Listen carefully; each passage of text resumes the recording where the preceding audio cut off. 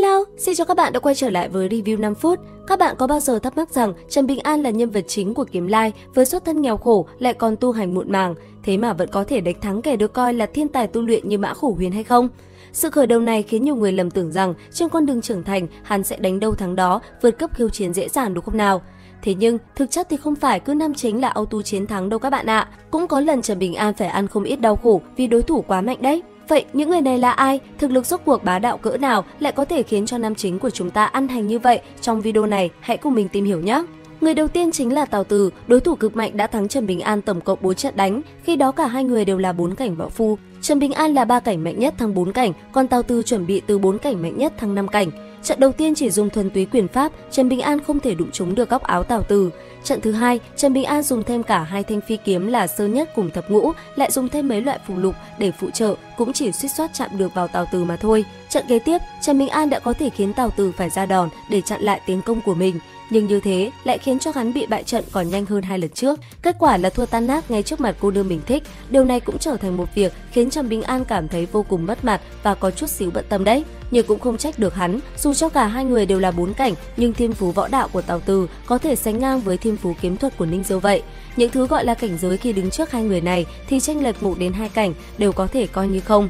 Lần thứ tư tài đấu với Tào Từ chính là khi Trần Bình An đã 10 cảnh khí thịnh, còn đối phương là 10 cảnh quy chân. Tuy rằng vẫn bại dưới tay đối thủ, nhưng lần này thì đã khác.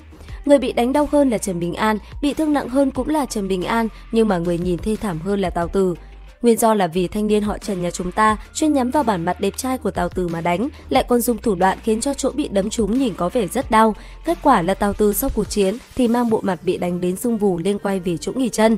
Lần thứ 5 tài đấu giữa hai người sẽ là trận chiến cuối cùng phân ra thắng thua, tại vì theo lời của Tào Từ nói thì bất luận là ai, chỉ cần bị Trần Bình An đánh thắng một lần thì sẽ vĩnh viễn không thể đánh thắng được Trần Bình An nữa, kể cả là hắn.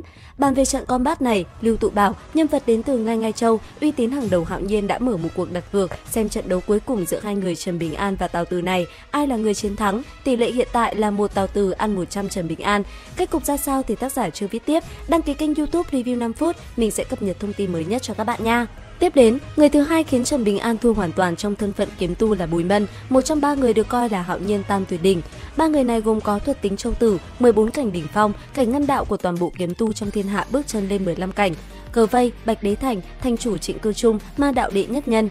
Cuối cùng chính là kiếm thuật, Bùi Mân, được tính là một nửa cái sư phụ dạy kiếm thuật cho Bạch Dã, người được coi như Hạo Nhiên song đắc ý, đứng song song cùng với Tề Tĩnh Xuân. Trong trận chiến này, Bùi Mân chính là một vị kiếm tu 13 cảnh đỉnh phong với tận 4 thanh bản mệnh phi kiếm là Cổ Thúy, Thủy Tiên và Nhất Tuyến Thiên, cùng bản mệnh phi kiếm cuối cùng chưa rõ tên. Trần Bình An lúc này đã là một vị ngọc phát cảnh kiếm tu, sở hữu 2 thanh bản mệnh phi kiếm cùng với một thanh bội kiếm tên Dạ Du, cực kỳ cứng cỏi và sắc bén. Nhưng khi ấy, Bùi Mân tự ép cảnh giới đến tiên nhân cảnh, cho Trần Bình An ra tay trước 3 chiêu, sau đó thì y cũng nói sẽ thưởng cho Trần Bình An 3 kiếm, tiếp được thì sống, không được thì vong. Đây quả thật là lần duy nhất chúng ta thấy Trần Bình An hầu như chỉ dùng thủ đoạn của kiếm tu để mà đối địch. Tiếc rằng vẫn là thua, dù sao thì đối phương cũng là một lão kiếm tu đứng ở vị trí đỉnh cao hơn 2000 năm rồi. Sở dĩ lần giao đấu này Trần Bình An thua mà không vong là do Bùi Mân không có sát tâm. Vậy nên lão tiền bối này mới ép cảnh ở tiên nhân cảnh để mà xuất kiếm giao đấu với hắn.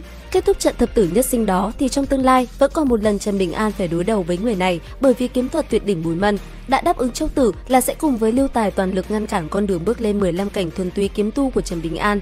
Và chưa dừng lại ở đó, từ địch cuối cùng khiến Trần Bình An gần như đi gặp tổ tiên nhà họ Trần, chính là một tên phi thăng cảnh không biết liêm sỉ, chuyên lấy già lấn trẻ, cậy mạnh đánh yếu, gã được gọi với cái tên Đỗ Mậu. Trần Bình An tại thời điểm đối mặt với kẻ này thì bản thân cũng chỉ là 5 cảnh võ phu, làm sao mà so sánh được với kẻ địch đã là 13 cảnh luyện khí sĩ, trên tay lại mang theo chí bảo chuyên khắc chế kiếm tu, chính là nuốt kiếm thuyền cơ chứ. Kết quả, khi Văn Thành lão tú tài đến nơi thì Trần Bình An đã ăn một kiếm xuyên bụng, khắp người đầy máu, hơi thở cũng vô cùng yếu ớt rồi. Có thể nói, vô dụng nhất chính là người đọc sách, đại đệ tử phản bội văn mạch, nhị đệ tử chán đời đi lang thang, tam đệ tử cũng đi bụi, đệ tử đắc ý bị người khác quê đánh, đến bay màu cũng chẳng thấy tiên sinh xuất hiện. Đến bây giờ, quan môn đệ tử bị người ta đục một cái lỗ to trên bụng rồi mà lão tú tài vẫn còn muốn giảng đạo lý. Cuối cùng vẫn là phải để kiếm tỷ ra tay, nàng vừa đến thì liên tiếp những thanh âm bá đạo vang lên. Bầu trời Hạo Nhiên, sao lại chứa chấp thứ thối nát như Đỗ Mậu thế này, một chém mà rách. Thần linh nào lại dám ngồi trên cao thủ xem chủ nhân của ta bị đánh, một chặt ngỏm luôn. Cái gì gọi là chí bảo chuyên khắc chế phi kiếm, ngoan ngoãn nằm sấp xuống. Văn thánh sao, hợp đạo thiên địa Hạo Nhiên sao, nếu không phải là tiên sinh của chủ nhân ta thì cũng phải bỏ mạng ngày hôm nay. Cuối cùng là cái gì Đỗ Mậu ấy nhỉ? 12 cảnh hay 13 cảnh? Không quan trọng, đều là chuyện của một kiếm mà thôi. Nghe thôi mà thấy đã cái lỗ tai rồi đúng không các bạn? Lần nguy cơ sinh tử này của Trần Bình An suy cho cùng cũng là do hắn quá tự tin, bởi vì bản thân có thể nói là vừa mới vượt qua rất nhiều hiểm cảnh chỉ bằng mưu tính và thực lực bản thân của mình. Nên hắn không thể ngờ rằng địch thủ gặp phải lần này lại là kẻ đã 12, 13 cảnh. Quả thật là mạnh đến vượt ra khỏi suy tính lẫn khả năng ứng phó của Trần Bình An. Đây cũng là một bài học nhớ đời cho hắn đến mãi về sau. Như vậy, trên đây là toàn bộ những trận chiến mà Trần Bình An đã bị cho ăn hành thê thảm, may mà có hào quang nhân vật chính mới giúp hắn sống tiếp đến ngày hôm nay. Các bạn có ấn tượng với cuộc chiến nào nhất? Hãy để lại ý kiến dưới phần bình luận cho mình biết với nhé. Video đến đây là hết. Xin chào và hẹn gặp lại!